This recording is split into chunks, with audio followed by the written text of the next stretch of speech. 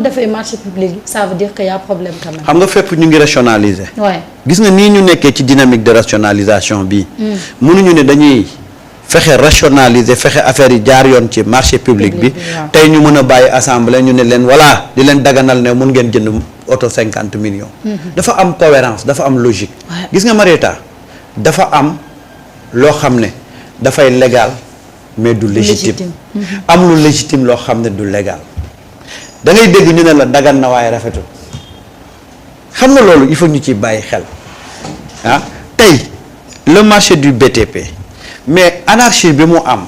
déjà il faut assainir le milieu qui est dans ce secteur là et qui n'est pas dans ce secteur là parce que tey dañu inverser woon tous les rôles quand on voit un vendeur de kebab ñu koy jox ay marché ceeb y a problème BTP dafa nekkoon secteur boo xam ne dafa englobé woon beaucoup de nébuleuses boo xoolee les marchés bi état yi doon joxe mais gars yi ci lañ doon jaaree doon ci enrichir. moo tax ma ne la tey OFNAC bii bu fekkoon ne côté enrichissement illicite bi mu ngi dox mais OFNAC rek pouvait régler cette question là parce que y a benn enrichissement illicite bu extraordinaire au niveau du BTP. il est temps que nag surtout état bi nga xam ne mooy le principal partenaire de ce secteur là mais mu defar ko et si l'état veut que ce secteur là soit assaini mais dafa yomb ci moom. dafa yomb ci moom moo tax nag dañu nekk ci benn ère boo xam ne c'est du jub du jubal et du jubbanti. aucun secteur ne doit être épargné et on ne trouvera aucune circonstance atténuante à aucun secteur. parce que moi ce que je veux pas c'est quand c'est diw on peut laisser passer mais quand c'est l'autre il faut aller jusqu'au bout. kon réew mi du dox de. déedéet waaw nañu bàyyi ay considération personnelle ñu xam ñun ci lan lañ jublu. d'accord li nga xam ne Seydina Alioune moom la état bi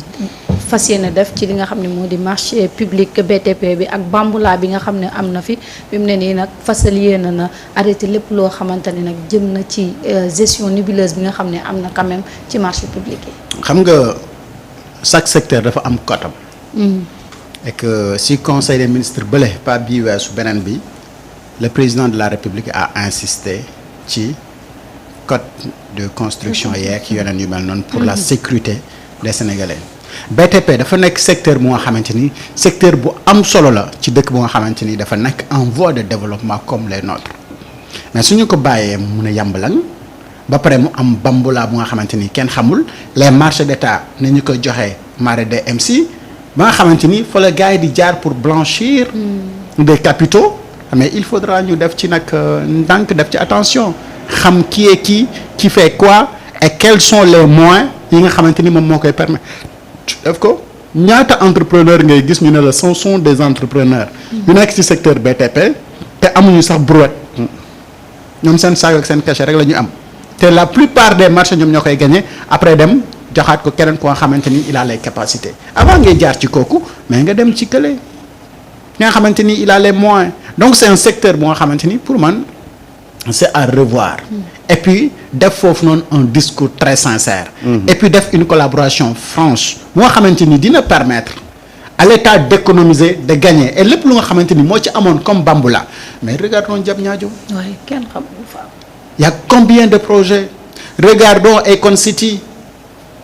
le Sénégal a perdu combien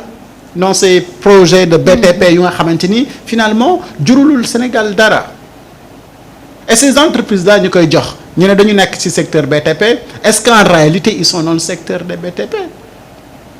Samba l'a dit tout à l'heure bu ñu demee ba nga xamante ni jaaykatu kebab moom moo ñu jaay ceeb mais y a un problème da ngay gis que ni jaaykatu kii moo la doon servir ay équipement pour les médecins ba xàmmewul lan mooy pyjama ak yeneen ba mu dem jënd leen ay pyjama fanaanukaay et entre autres choses yu nga xamante ni moom c'est à revoir yoo xam ne xamul dara ci BTP boo koy jox ay marché de milliards mais kooku nu mu kan na ngee milliards yi rek lay wër mais est-ce que dina la xam na lan mooy norme bâtiment est-ce que am na ingénieurs yi et cetera donc c'est un secteur bu nga xamante ni secteur extrêmement clé ci développement wu réew et dans la sécurité également des uns des autres parce que ñun ñëpp ci ay bâtiment la ñu dëkk te bâtiment yi entreprise BTP ñoom ñoo koy defar et si vous prenez un marché ngeen jox ko nga xamante ni mais li ñu koy wax comme caractéristique ci bâtiment bi xamu ko. xamul yan matériel de construction la war a jënd xamul yan norme la war a respecter mais kooku du def dara et très souvent date de livraison wu yan yi du am. la preuve lycée Sandiara bi mu ngi nii. ba tey kenn xamul c'est dans le secteur de BTP et que du foofu rek et entre autres peut-être ay écoles ay hôpitaux ay yu mel noonu. mais am na ci secteur BTP bi ba léegi kenn livré wu ko. donc c'est un secteur bu nga xamante ni pour man le président de la République a raison de revoir et que ñu réfléchiraat sur le code de la construction et puis secteur boobu professionnels yi si nekk respecté wàccoo ak code bi. parce que mënoo leen demander à ce que oui on a le code pénal on a le code des marchés on a le code des nangam sangam il y a plein de codes. mais les codes ne sont pas respectés. et que si les codes ne sont pas respectés mais on est tout le temps dans des problèmes. dara respecté wuñ ko woon. waxal la leen ne mooy bâtiment et travaux publics. waaw BTP bâtiment et travaux publics. gi nga secteur boobu su régime bi taxawee ci ba régler ko dinañu régler 3 problèmes fondamentaux yoo xam ni itam bu ñu régler woo réew mi lépp ni cocc mooy gis nga mooy secteur BTP bi. bu ñu ko régler Marieta. premièrement dinañu régler problème lenn pàcc ci problème mu xëyu ndaw ñi fii ci réew mi dinañu régler aussi lenn ci pàcc précarité bi am ci réew mi dinañu régler idem fuite de mémoire yi nga xam ni des fois Sénégal daf koy jànkonteel et je m'explique xam nga tey boo duggee ci secteur yooyu Marieta tey góorgóorlu yi nekk foofu yore seen ay entreprise di kacc-kaccal maanaam nébuleuse bi fi am comme ni ko Ousmane Sonko waxee affairisme d'état bi ci amoon et tout xam nga damay joxe exemple bu yam rek tey légumes yu ñoree ci tool bi baana bi dem teg kii wa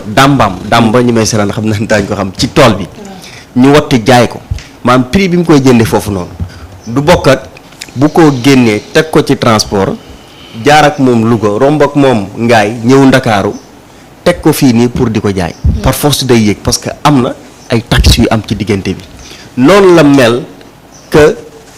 góorgóorlu muy entrepreneur bi nga xam ni dafa yore entreprise am bu ndaw waroon a dem